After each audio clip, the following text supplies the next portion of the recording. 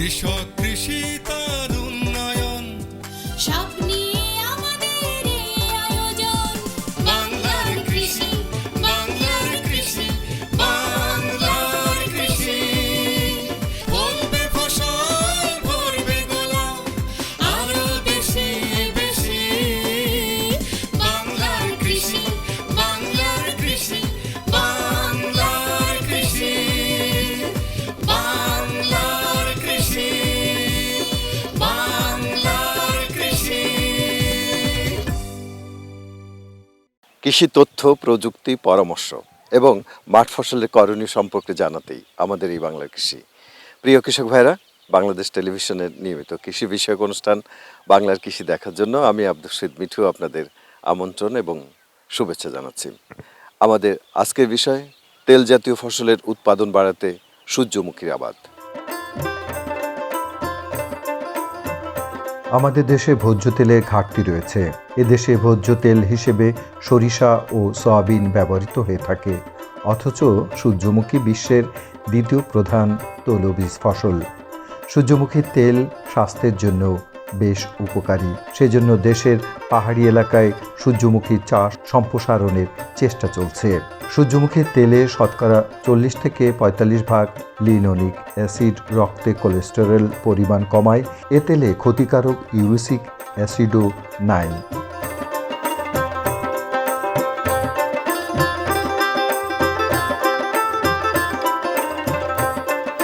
এ পর্যন্ত বাংলাদেশ কৃষি গবেষণা ইনস্টিটিউট থেকে কিরণী DS-1, বাড়ি সূর্যমুখী 2 এবং বাড়ি সূর্যমুখী 3 নামের জাত উদ্ভাবন করা হয়েছে।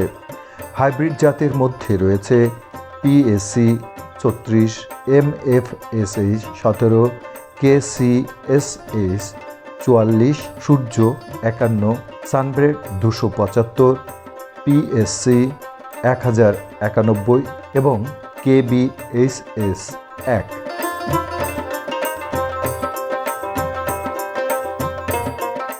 রাঙামাটি জেলার সদর উপজেলাধীন খামারপাড়া এলাকায় 2023-24 অর্থ বছরে জেলা পরিষদের অর্থায়নে পাহাড়ের ঢালে সূর্যমুখী চাষের প্রদর্শনী দেওয়া হয়েছে। সে সুযোগ পেয়ে প্রভাতচন্দ্র চাকমা কৃষি সম্প্রসারণ অধিদপ্তরের পরামর্শ ও সহযোগিতায় 33% জমিতে TSF 275 নামের হাইব্রিড জাতের সূর্যমুখী চাষ করছেন।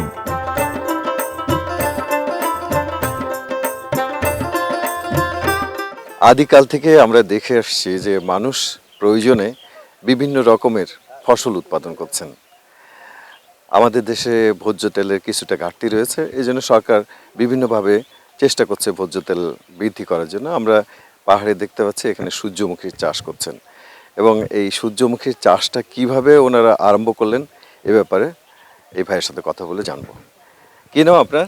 আমার নাম প্রভাতচন্দ্র চাকমা। কেমন আছেন আপনি? আছি, ভালো আছি। আপনি কেমন আছেন? আছি, ভালো আছি। আপনারা তো এর আগে কখনো সূর্যমুখী চাষ করেন না? করি না কখনো, এই প্রথম করলেন। করছি। এটা কিভাবে আপনারা আরম্ভ করলেন, কেমনে জানলেন, বা কারা আপনাদের সহযোগিতা করছে যদি একটু বলেন। কৃষি বিভাগ থেকে শান্তিবাবু বলছে ওই যে এখানে কি করবা, এখন তো ধান হইতে গেছে, এখন কি করতে হয়। আমি বলি যে ভাই আপনি যদি আমাকে সাহায্য করেন, বুদ্ধি পরামর্শ দিতে পারেন, আমি কি করতে পারি, আপনি যদি পরামর্শ দেন তাহলে আমি করে নিব। আচ্ছা আচ্ছা। উনি বলে যে এখন তো নতুন সূর্যমুখী চাষ এসে গেছে, ওইটাকে করবা, শখ আছে, করবার শখ আছে। আমি অদ্যম খুশি হয়ে গেছে। আমি ওই যে বলে যে দেওয়া আমাকে দেওয়া, আমি চেষ্টা করি প্রথমবারে কি হয়। তাহলে আমি যদি প্রথমবারে যদি ভালো মতো করতে পারি তাহলে দিতে পারে, আরও আমাকে দেখে আর বহু জনে করবে। এমন যে দেখছেন এই যে আমি করছি, গিরাঘাত দিয়েছি, গিরার থাকার বহু আমার খরচা হয়ে গেছে, খরচা হয়ে গেছে। যদি আমার পাশে তাই যদি করে আমার এই গিরাটা করানো লাগে, তো এখন ওইটা যদি আমার পাশে তাই করে তাহলে বাংলাদেশের জন্য বহুত উৎপাদন হবে, তেল হবে এবং দেশটা উন্নতি হবে। যখন আপনি লাগিয়েছেন তখন এখানে সার মাটি কি দিয়েছিলেন? সার মাটি সার দিছে, এখন সার তো দিছে, জৈব সার, জৈব রাসায়নিক সার মানে গোবর সার দিছি। আচ্ছা। এখন আর লাল চার, সাদা চার, কালো চার ওইরকম দিছি। এখানে কি সেচ দেওয়া লাগে? তার কাম হয়েছে শেষ, পানি দেওয়া। পানি দেওয়া।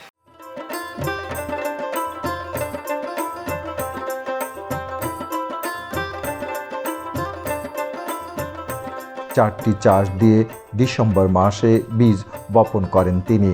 জমিতে কিছু জৈব ও রাসায়নিক সার দেন, সেচ দেন। বর্তমানে ফুল ও বীজ দেখা যাচ্ছে। শীঘ্রই বীজ সংগ্রহ করা হবে। বিঘা প্রতি 10 থেকে 12 মণ ফলন হবে বলে আশা করছেন। সরকার তৈলবীজ ফসলের উৎপাদন বাড়াতে প্রকল্পের আওতায় কৃষক ভাইদের বিভিন্ন রকম উপকরণ দিচ্ছেন, যা পেয়ে কৃষক ভাইরা পাহাড়ি এলাকায় সূর্যমুখী চাষে উৎসাহিত হয়েছেন।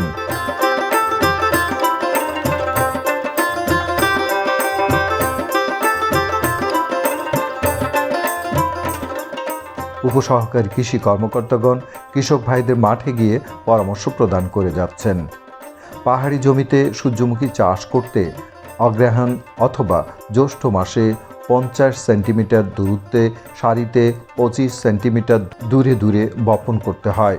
হেক্টর প্রতি 180 থেকে 200 কেজি ইউরিয়া, 150 থেকে 200 কেজি টিএসপি, 120 থেকে 150 কেজি এমওপি, 120 থেকে 170 কেজি জিপসাম, 8 থেকে 10 কেজি জিঙ্ক সালফেট, 10 থেকে 12 কেজি বরিক অ্যাসিড এবং 80 থেকে 100 কেজি ম্যাগনেসিয়াম সালফেট প্রয়োগ করতে হয়। অর্ধেক ইউরিয়া এবং বাকি সব সার শেষ চাষের সময় ছিটিয়ে মাটির সাথে মিশিয়ে দিতে হয়।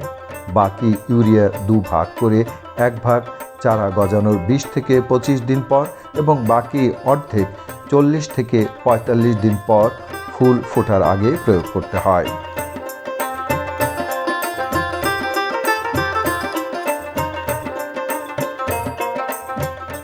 বীজ বপনের 30 দিন, 50 দিন এবং 70 দিন পর সেচ দিতে হয়।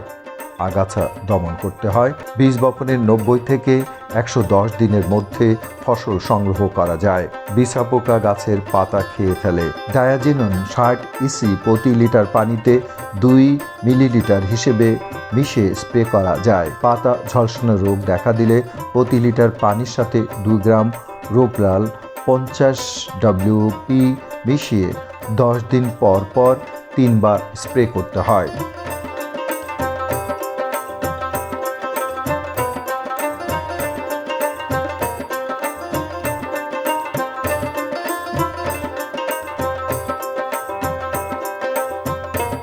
আমরা মূলত এই সূর্যমুখী চাষটা বিগত 2 বছর থেকে আমাদের কৃষি সম্প্রসারণ অধিদপ্তরের রাজস্ব খাতের অর্থায়নে এই যে আমাদের প্রণোদনা হিসাবে গত বছর আমাদেরকে এখানে দেওয়া হয়েছিল। আমরা করছিলাম শুকুরছড়ি একটা সাব ব্লক মরংছড়িতে। বিগত বছরে আমরা অত্যন্ত ফলন পেয়েছি এখানে। সেই উদ্যোগে আমরা কৃষি সম্প্রসারণ অধিদপ্তরের আমাদের উপজেলা কৃষি কর্মকর্তা মহোদয়কে আবেদন করলাম যে আমাদের এলাকায় ব্যাপকভাবে সূর্যমুখী চাষ করার একটা সম্ভাবনা আছে। ওর ইয়েতে আলোকে আমাদের স্যার, ডিডি স্যার এবং চেয়ারম্যান মহোদয়, জেলা পরিষদের চেয়ারম্যান মহোদয়ের সাথে আলাপ করেন এবং এবছর আমাদের সারা রাঙ্গামাটি জেলার মধ্যে জেলা পরিষদের অর্থায়নে আমাদেরকে সূর্যমুখী চাষের জন্য একটা প্রজেক্ট করা হয়েছিল। এই প্রজেক্টের তত্ত্বাবধানে আমার ব্লকে মোট 10টা প্রদর্শনী দেওয়া হয়েছে। এই 10টা প্রদর্শনীর মধ্যে এখানে একটা এর কৃষকের নাম প্রভাত চন্দ্র চাকমা। আমাদের মূলত সূর্যমুখী চাষে তেমন রোগ এবং পোকামাকড়ের উপদ্রব হয় না। এখানে মূলত আমরা কিন্তু 4টা চাষ দিছি। এর পরবর্তী আমরা সার প্রয়োগ করার পরে শেষ আছে বীজ বুনেছি। বীজ বোনা থেকে এই পর্যায়ে যখন পটিং হইতেছে এই পর্যায়ে পর্যন্ত আমাদের মূলত 2টা সেচ দেওয়া লাগছে আমাদের। কিন্তু দেখা যায় আমাদের ফুলগুলো খুব সুন্দর এবং রোগ মুক্ত। আশা করছি আমাদের এই কৃষক বন্ধু অত্যন্ত লাভবান হবে। আমাদের বোনার সময়টা হলো মূলত আমাদের মধ্য অক্টোবর হইতে মধ্য ডিসেম্বর পর্যন্ত। আমরা এর ভিতরে যদি আমরা বীজটা বুনতে পারি আমাদের জন্য সবচেয়ে আমার কৃষক লাভবান হবে। এই সময় বৃষ্টি বাদল কম হয় এবং পোকামাকড়ের উপদ্রবও কম। এই জন্য আমাদের কৃষক বন্ধু মনে করতেছেন আপনার তার এই যে 1 বিঘা জমিতে 1 বিঘা জমিতে অন্তত 10 থেকে 12 হয়তো 14 মণ হইতে পারে যে বীজ পাওয়া যেতে পারে। এবছর এর থেকে দানাগুলো পুষ্ট হবে, পরিচর্যাটা ভালো প্রপার হয়েছে। আমরা মনে করতেছি এই এলাকায় কৃষক উদ্বুদ্ধ হয়েছে। ওনারা বলতেছেন আগামীতে ব্যাপকভাবে যেভাবে সূর্যমুখী চাষ করা হয় আমাদের ভোজ্য তেলের ঘাটতিটা পূরণ করার জন্য সেই ব্যবস্থা নেবেন। আশা করি আমাদের কৃষক বন্ধুরা অবশ্যই করবে এবং আমাদের এই দেশ যাতে তেলের যে ঘাটতি অন্তত আমরা এই রাঙ্গামাটি জেলা থেকে আমরা কিছু খাবার দিতে পারবো বলে আমি আশাবাদ ব্যক্ত করছি।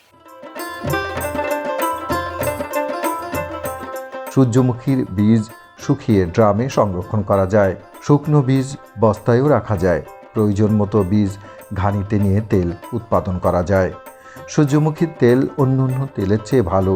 সূর্যমুখীর খোল গরু ও মহিষের উৎকৃষ্ট মানের খাদ্য হিসেবে ব্যবহৃত হয়। এই বীজ ছড়ানোর পর মাথাগুলো গরুর খাদ্য হিসেবে ব্যবহার করা যায়। গাছ ও পুষ্প স্তবক জ্বালানি হিসেবে ব্যবহৃত হয়। সরকারের প্রচেষ্টায় পাহাড়ি এলাকায় কৃষক ভাইরা পাহাড়ের ঢালে সূর্যমুখী চাষে আগ্রহী হয়ে উঠেছেন। পাহাড়ের সূর্যমুখী চাষ সম্প্রসারণের প্রচেষ্টা অব্যাহত আছে। আশা করা যায় কৃষক ভাইয়েরা এই চাষে আরও উৎসাহিত হবেন।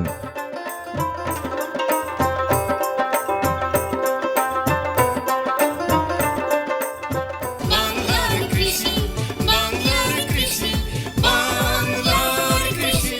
অনুষ্ঠান সম্পর্কে আপনাদের যে কোনো মতামত আমাদেরকে লিখতে পারেন। লিখবার ঠিকানা প্রযোজক বাংলার কৃষি, কক্ষ নম্বর 3016, বাংলাদেশ টেলিভিশন ভবন, রামপুরা, ঢাকা 1219।